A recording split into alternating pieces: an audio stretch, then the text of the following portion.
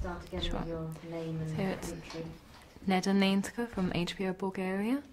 Can I start by asking you, what do you most like about your character?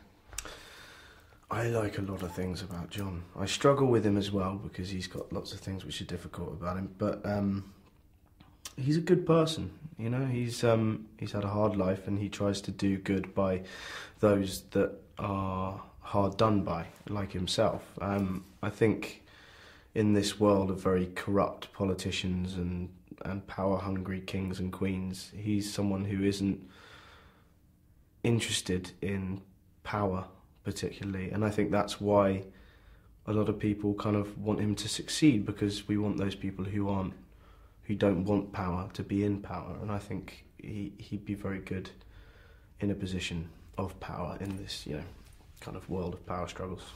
Okay, and how has he influenced you?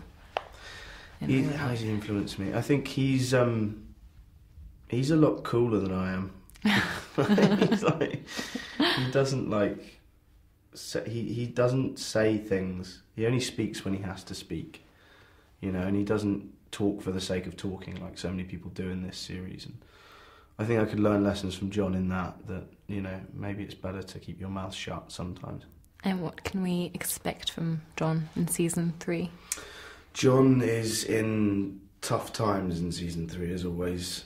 He is behind enemy lines. He's having to convince the wildlings that he is one of them and not a Night's Watch member.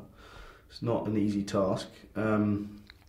He's also kind of struggling with this annoying redhead girl who keeps chatting away to him, and he doesn't know how he feels about her and what he thinks he should feel about her, and who he is because of that. So he's got a double whammy there to deal with. And you mentioned earlier power-hungry kings and corruption. Do you think the realm portrayed on the show actually mirrors our world? I think it does, yeah. I mean, it's whether you set it in a fantasy world and in a fantasy genre, or it's, you know, power is power wherever it is. People want it and it corrupts people. So we're just saying the same things about power that people should say, but in a different genre, in a different world. And which world would you pick to live in? This one. Yeah? Never want to live in that world, no. Can you tell me a bit more about the other characters that are being introduced in season 3? How will they affect your character? Yeah, so we've got some great actors who come in. There's Kieran Hines and Mackenzie Crook, and an actor called Christopher Heavestew. They're all brilliant actors, and they all bring different things to the table. John is confused by Kieran and doesn't know how they should treat each other by Mance Raider. And then he's got a wildling who we don't know whether he likes or not, and another wildling who we know he doesn't like. There's lots of interesting dynamics that go on without giving too much away. And what's your favourite thing about the filming process?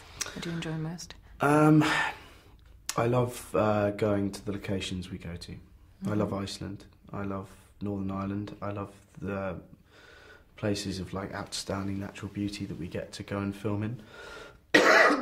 Sorry. Yeah, I think that's my favourite thing. And what about your favourite character? My favourite character, other than John? Yeah, you're obviously biased. Tyrion. I like Tyrion. I think he speaks sense. He's the only person in the series who does speak any sense and tells people what they should hear and makes sense. You know, I think that's what I like. And who do you think should have the power in the end? Who deserves it most? Again, Tyrion. Tyrion or Jon.